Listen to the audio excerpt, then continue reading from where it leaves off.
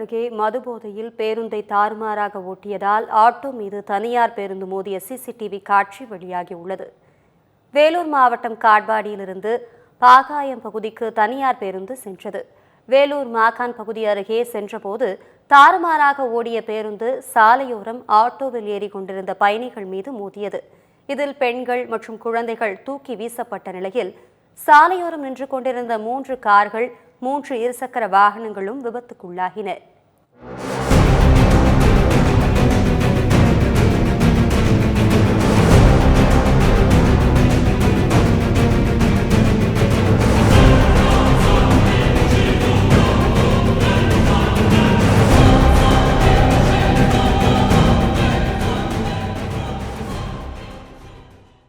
இதில் படுகாயமடைந்த 3 பெண்கள் உட்பட 5 பேர் அரசு மருத்துவமனையில் அனுமதிக்கப்பட்டனர்.